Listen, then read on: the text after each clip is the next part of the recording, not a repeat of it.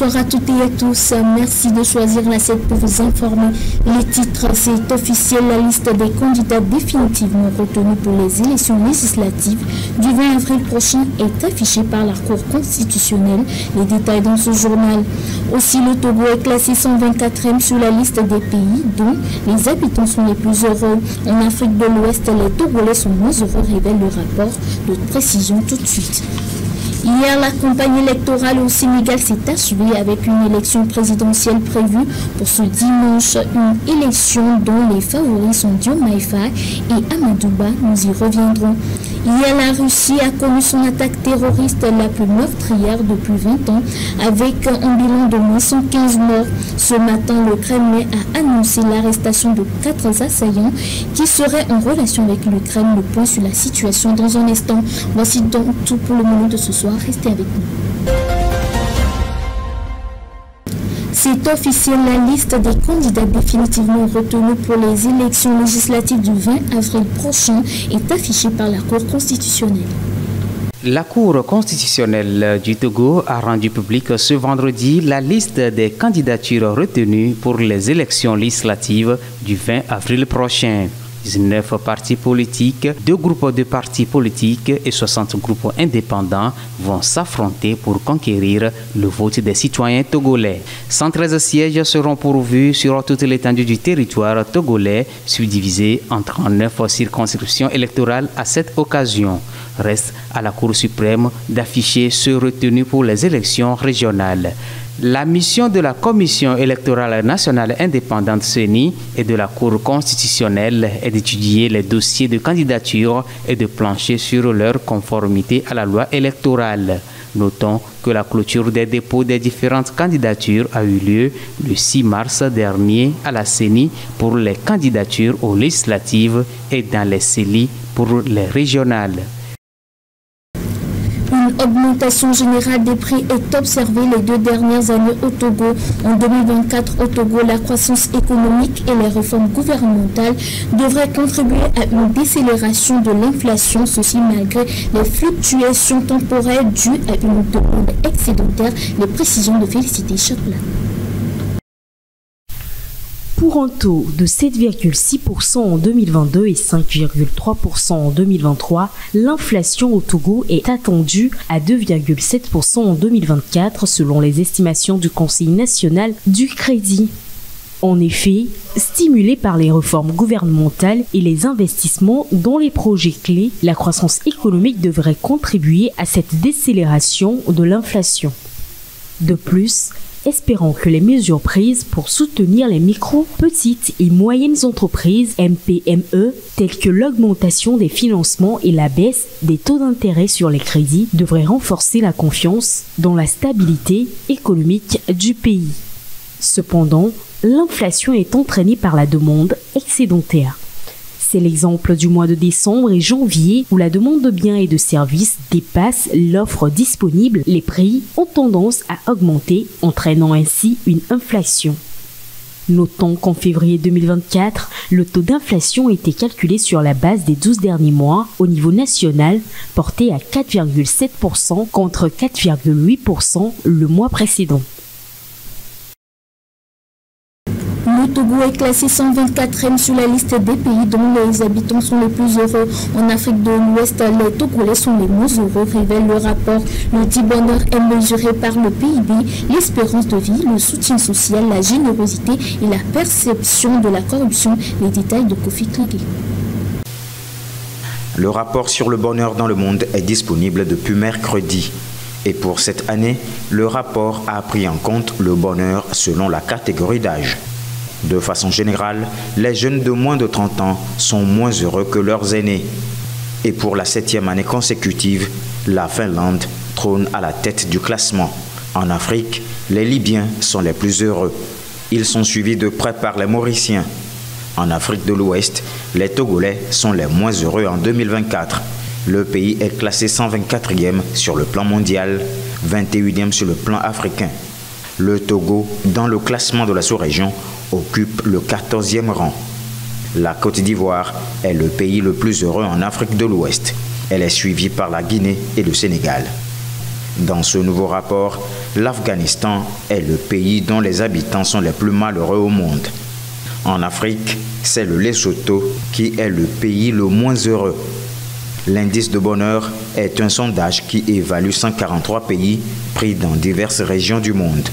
Les critères de l'évaluation sont le PIB par habitant, l'espérance de vie en bonne santé, le soutien social, la liberté de faire des choix de vie, la générosité des habitants et la perception de la corruption.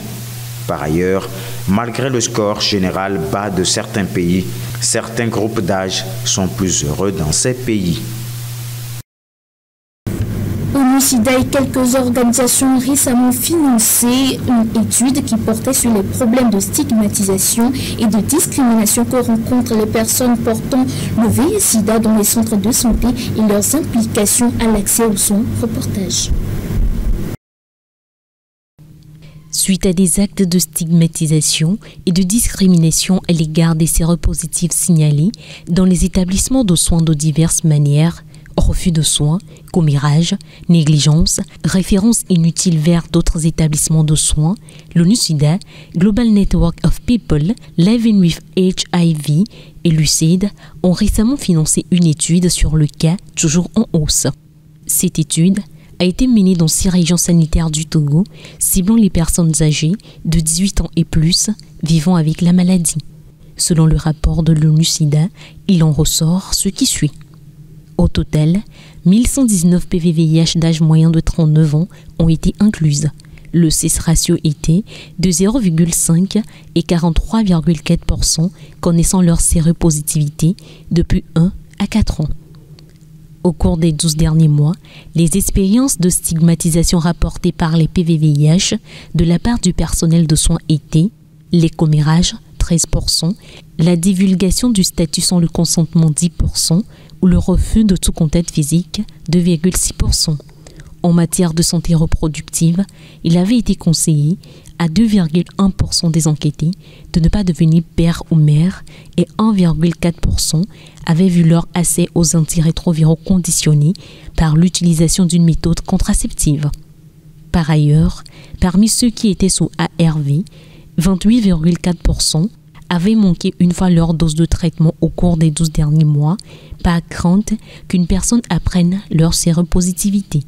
Enfin, 39,5% des enquêtés qui n'étaient pas sous ARV avaient la crainte que les travailleurs de santé les traitent mal ou révèlent leur séropositivité sans leur consentement. Les données ont été collectées à l'aide de questionnaires digitalisés de la version 2.0 de l'index de stigmatisation des personnes vivant avec le VIH. Au-delà de nos frontières, hier, la campagne électorale au Sénégal s'est achevée avec une élection présidentielle prévue pour ce dimanche.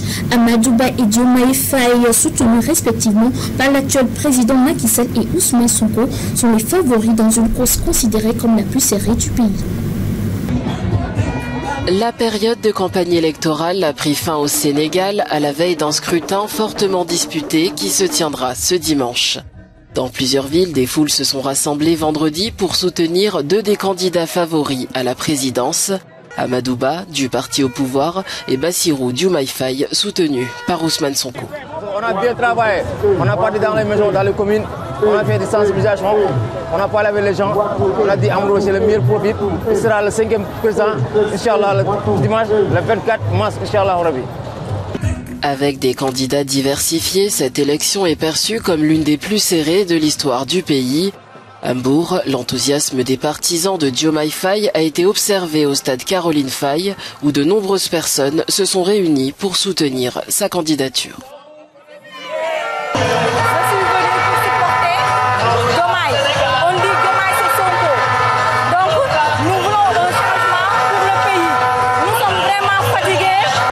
C'est des jeunes, c'est des nouveaux. Tous ceux qui sont derrière, qui étaient au pouvoir, c'est des vieux. Depuis combien d'années on est là? Depuis 1960 on est là, on ne peut pas avancer. Alors que les électeurs se préparent à exercer leur droit de vote, rappelons que si aucun candidat ne parvient à obtenir plus de 50% des voix, un second tour de scrutin sera organisé dans 2 semaines pour déterminer le futur président du Sénégal. En Haïti, la violence des gangs qui dure depuis des décennies a des répercussions profondes sur la diaspora haïtienne dans le monde entier, alimentant l'anxiété et le désespoir pour ceux qui aspirent à un retour au pays. Suivons plutôt. Depuis des décennies, Haïti lutte contre la violence des gangs, un fléau qui déchire les familles et estompe les espoirs de paix et de stabilité dans le pays. Pour la diaspora haïtienne dispersée à travers le monde, cette violence est devenue une triste réalité. Viviane est une haïtienne de 36 ans, elle a fui son pays en 2019. Je suis née en 1987. Donc depuis mon enfance, je n'ai pas connu la paix. Je ne connais pas la normalité. Lorsque la génération précédente migrait, elle pensait uniquement à travailler et gagner de l'argent pour revenir en Haïti. Mais maintenant, ce n'est plus le cas. Fuir Haïti, c'est comme fuir la mort. Malgré son désir de rentrer chez elle, cette expatriée est désormais confrontée à une réalité brutale. L'escalade de la violence en Haïti a anéanti ses espoirs de retour.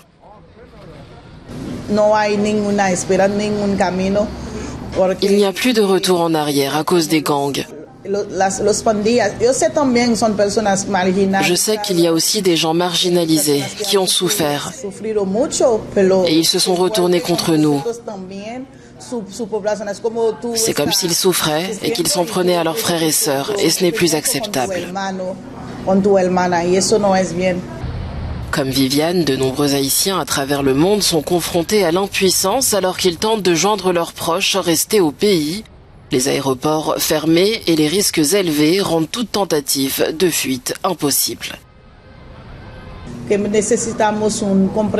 Nous avons besoin de compréhension, nous avons besoin que les gens comprennent notre douleur.